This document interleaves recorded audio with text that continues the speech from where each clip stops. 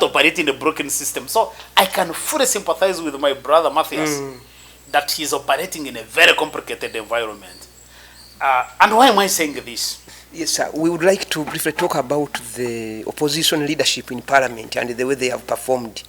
What are some of those areas that you think can be improved upon? And if you were Mathias Mpuuga, if you were in his shoes today as leader of opposition, what could you have done differently? No, that's a very difficult question, John. Because first of all, in these circumstances, I don't want to be Mathias Mpuuga. I have a lot of sympathies for him. Yeah, because you see, you don't want to operate in a broken system. No, it's not, because some of us think that we have some value. You want to do things that add value, so you don't want to operate in a broken system. So I can fully sympathize with my brother Mathias that he's operating in a very complicated environment. And why am I saying this? You see, even us, and especially the media and many NRM people, they have created this narrative of opposition. But opposition to what? I think we need to start from there. Where there are multi-party politics and opposition politics, the opposition political parties are challenging and opposing the policy positions of the ruling party. That's basically how opposition should be. In a situation like ours, where the ruling party has captured the state, they have captured state institutions. They are using state institutions to run a political party. So in other words, what should be the state of Uganda is the political party. Now, what are you opposing? If you are FDC or NUP or NT, and you have a grievance, if you go to police, the police operates as a branch of NRM. You can't expect justice. You don't expect. I think I remember in some cases there are cases where political leaders have gone to police to register complaints and the police refuses. In the most recently concluded Serere elections, the police raided the residence of one of the MPs, my friend Anna Adek, and just arrested all the leaders who were there. For what? Yeah, but then you have an election. The following morning. If you are now in the judiciary, if you talk to lawyers, these are many of them are my professional colleagues. They'll tell you the brokenness within the judiciary. I thought it has improved. No. So there are some even who tell you, if your case goes to the other judge, you can project what the judgment will be. The outcome. You can project the outcome. And you see, these judges may be honorable men and women, but the perception that has been created now is that this is a compromised institution. So when countries which do opinion polls, when they say there is loss of confidence in the institution, that's basically what they are talking about. In a parliament, you have the overwhelming majority NRM. Many of these MPs have come through fraud, through rigging elections. You know the violence that characterized the NRM elections. Now, those kinds of MPs, you cannot expect them that now you have the opposition led by Mathias Mpuuga and NRM. That's not how organized systems work. I would even be interested, and by the way, John, I think you should take this up, yes. You guys in the media. Yes, sir. Let's ask Changwanzi, the Changwanzi Leadership Institute. Yes. Let's ask them. Now they are hosting a retreat of NRM MPs. Let's ask them how much money has NRM paid for using Changwanzi? Because this is a state institution.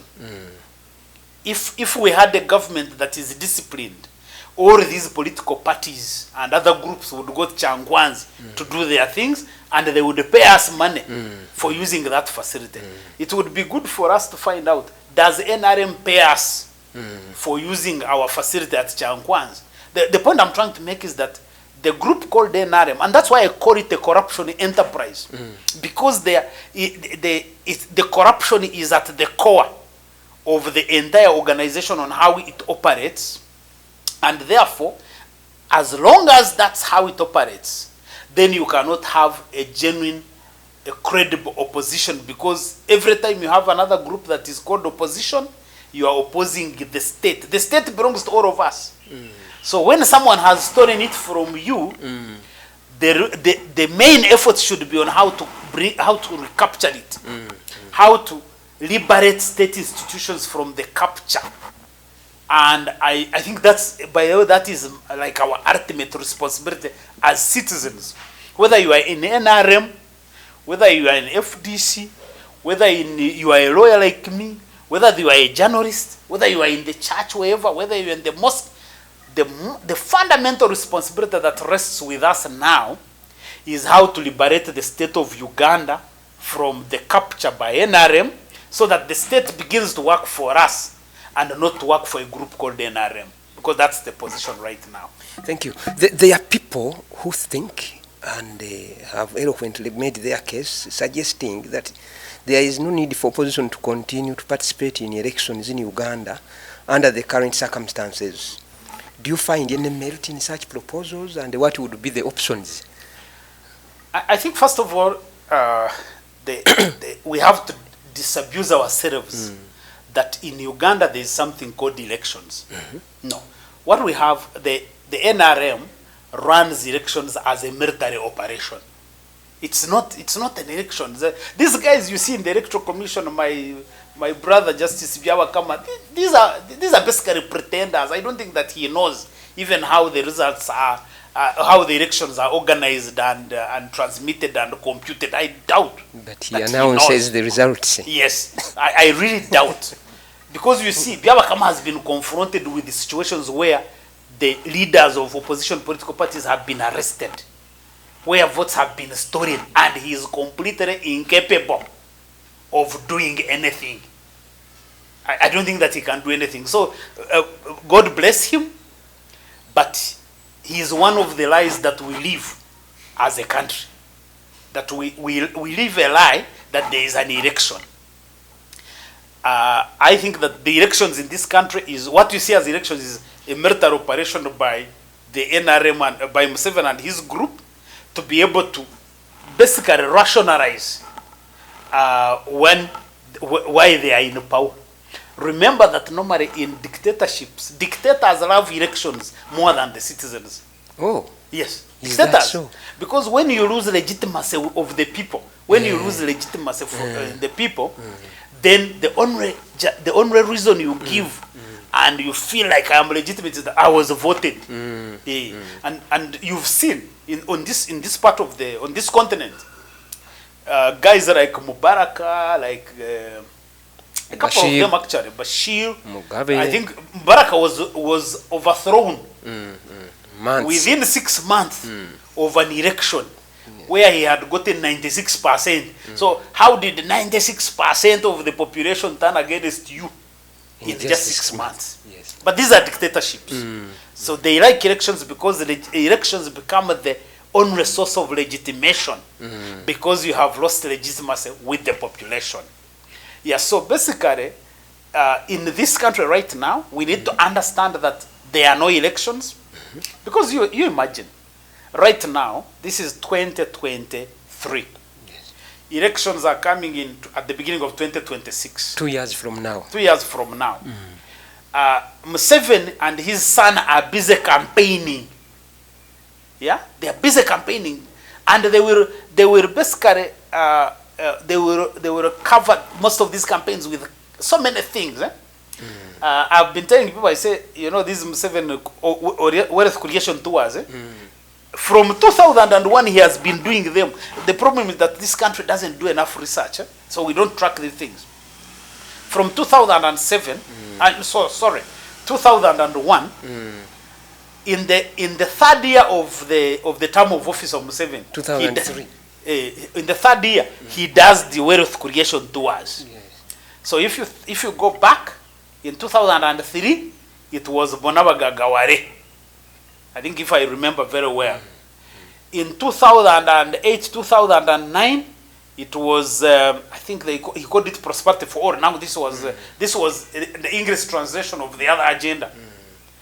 In 2015, 2013, 2014, it was operational creation. Actually, in 2009, 8-9, it was NADS. NADS, yes. That's when Museveni campaigned against NADS as if he was an opposition political party.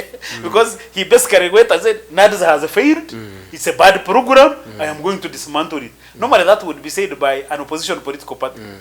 So in 2013, 2014, that's when it was Operation Wealth Creation. Now, in 2023, in 2018, no, the Operation Wealth Creation continues actually. There was also Hakuna Mchezo, Chisanja Hakuna Mchezo. No, exactly. Chisanja Hakuna Mchezo. Now in 2023, it is PDM. It's exactly the same script.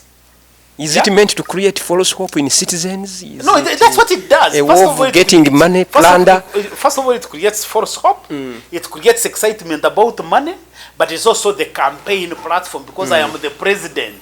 So I'm able to go and campaign across the country. The ground is very, very biased because nobody else is able to counter your narrative.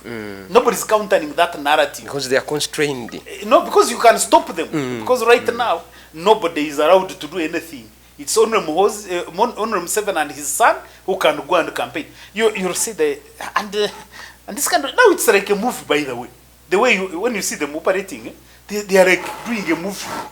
You know, the way people do a movie and all the citizens, you are there in the theater watching. So the one that struck me was this one where they said they are going to do a Thanksgiving in Kabare for border opening. I mean, when did opening a border becomes a Thanksgiving ceremony? I mean, the crudeness of these people, it baffles me. So you organize a Thanksgiving ceremony.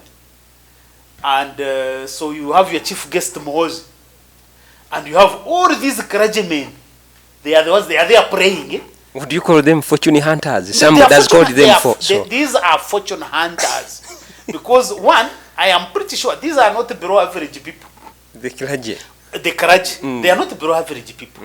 They know that this is a man who is campaigning for president. He has been very clear. He has his supporters who are campaigning for president. So they know, as religious leaders, they know this is a man who is breaking the law. And then they have the guts to go and pretend that now they are praying. They are thanking God for opening the border.